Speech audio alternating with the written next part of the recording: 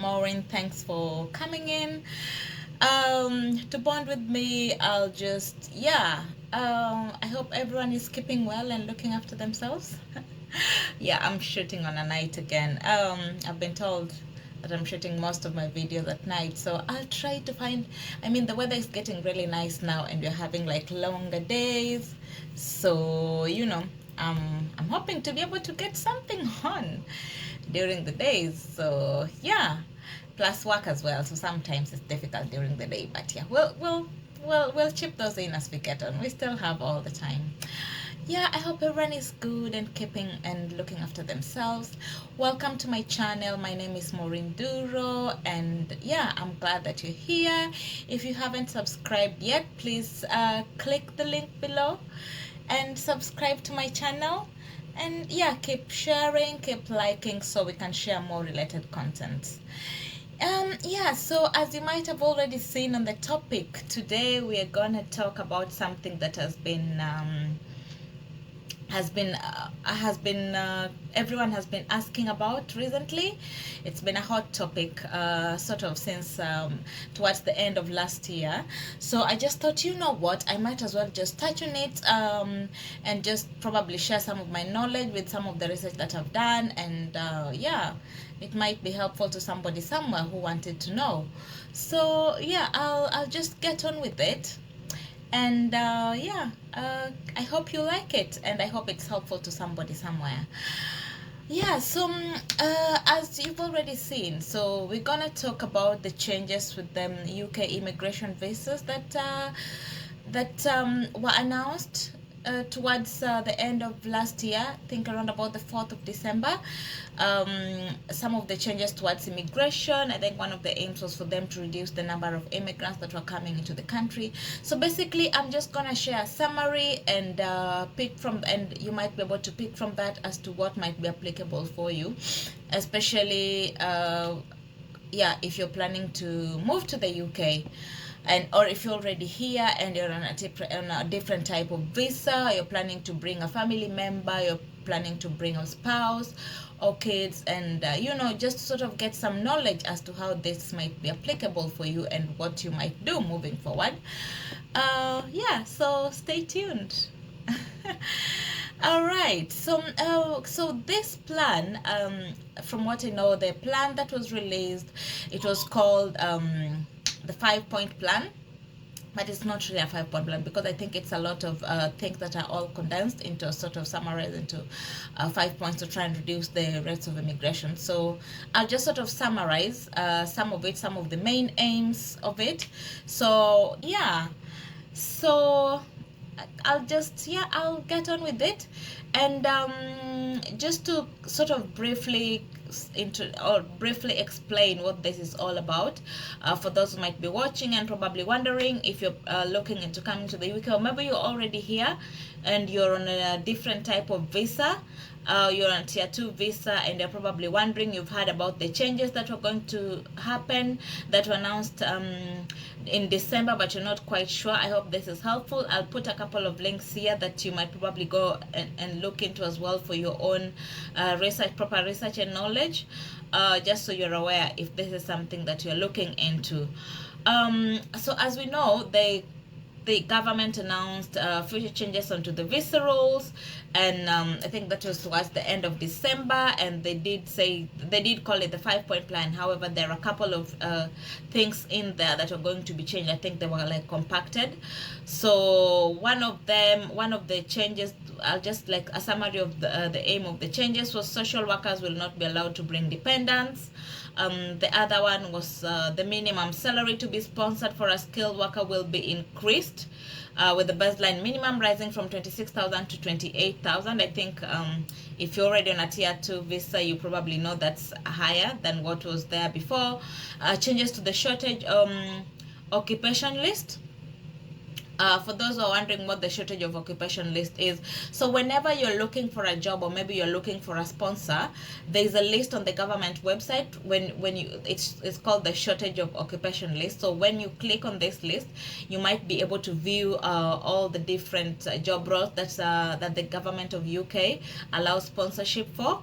So yeah, so they were going to review that and then change, and I think also review the salaries within the job roles, and then the minimum income required for a sponsor to sponsor someone or a spouse or a partner visa is also going to be raised.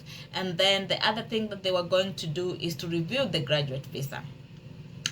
So that's basically just a summary if you put it into the 5-point plan. So yeah, one of the things that some of the things that have already been done. So like banning the newly arrived care workers from bringing their family. I think that has actually that is meant to be implemented on the 11th of March. And then the skilled worker minimum salary increase that will happen on 4th of April. Yeah, so I think those are the timelines. So I'll just give you a summary of some of the timelines for most of these changes as to how they are going to happen. If that's something that you're probably looking into and you might want to know, okay, fine, so when are these changes going to be implemented? So some of them, like two of them have already been implemented. The student visa, the UK student visa rules amended to prevent most international students from being accompanied to or joined by a dependent. That was already implemented, so that's already done. UK student visa rules, I mean, students are no longer allowed to, most of them are not allowed to bring their spouses. And then while studying in the UK, that is. And then on the 31st of January, they also did implement activities visa. So they did, although they did expand, the other one that they have also implemented on the 6th of February, they implemented the increase of the health surcharge, increasing it by 66%. So that's something as well that has already increased. Again, if you want to know the exact amount, please check on the government website. I'll put the links here. And then the other thing that has already so the minimum threshold, that's going to be on the 4th of April. And then on the 6th of April, requirement for to sponsor licenses will be removed for new sponsors so that's the requirement to renew sponsor licenses will be removed. So that's on the 6th of April. And then on the 11th of April, the minimum income requirement for partners applying under the Appendix FM will be increased from 18,000 to 29,000. Yeah, so I think those are just that's a summary of some of the timelines, and just probably briefly explains as well some of the things that they've already done. And just to sort of expound on how this might affect us or might affect anyone who is looking, I'll talk about the care workers. So care workers, having said all of that, there are still some caveats and some of the things that have already also been mentioned. I'll just put a link here, but please also just do your proper research. Yeah, so care workers with the senior occupational list of 6145. So if you've already applied, if you're already on a tier 2 visa as a senior care worker or a care worker, you will know this is the current SOC code. So you will be able to remain with they'll be able to remain with the dependents, including extending, changing the employer within these SOC codes, and attaining settlement. So where a care worker or a senior care worker is in the route before migration rules changed, but has not yet brought the dependents, you will be allowed to bring the dependents during the sponsorship on this visa. Yeah. And then individuals who are in the UK or on any other route, including where the route permits dependents who switch into the care visa, on the care worker or senior care worker visa, you'll not be able to stay. They will not be able to stay with the dependents. So those are those people who are already in the UK on any other different route, including where the route permits you dependents. and you're probably planning, let's say, I'll probably say like students mostly, because in the past I was working, I do know there are a couple of students who had wanted to switch. So if you're probably a student or someone who wants to switch into a care worker visa, or looking for a different visa, and you're planning to bring your dependents, you will not be allowed, because this will already be implemented.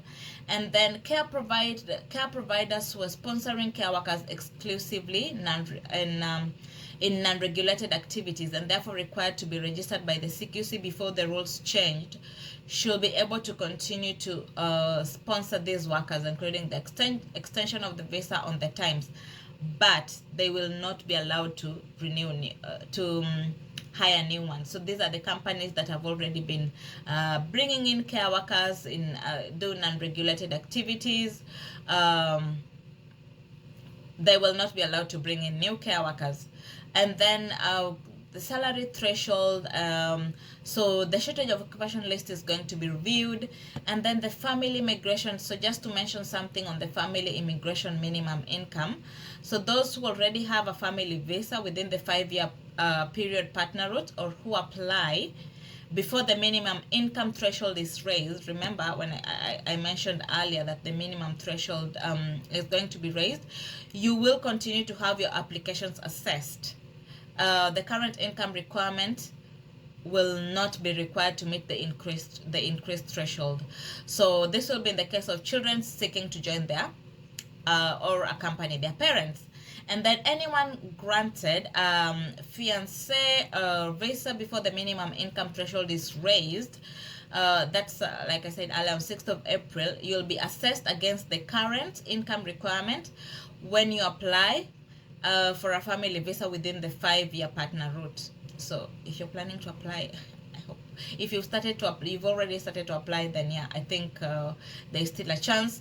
Those already in the UK on a different route and applying to switch into a 5-year partner route after the minimum income requirement has been increased, you'll be subject to the new income requirement, which is already raising the threshold. And about the graduate route review, again, this is so just a debrief.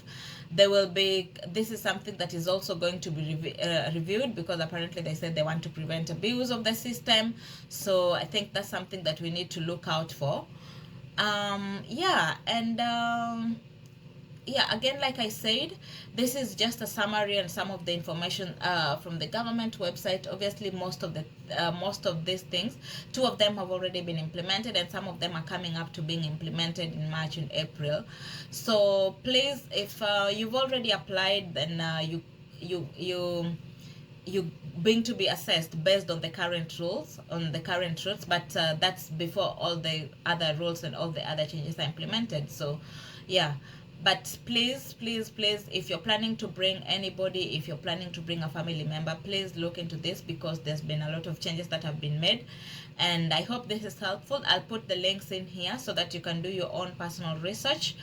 And yeah, again, as always, I hope this information is helpful. Wishing you all the best, and all the love, and all the best with your applications. And just let me know if this is helpful, if there's any other information that you might need. And yeah, I'm always happy to go and research and share it with you guys. So thank you again for coming to my channel and for listening to this, and I hope to see you next time. Have a great time, have a great week, and look after yourself. Bye.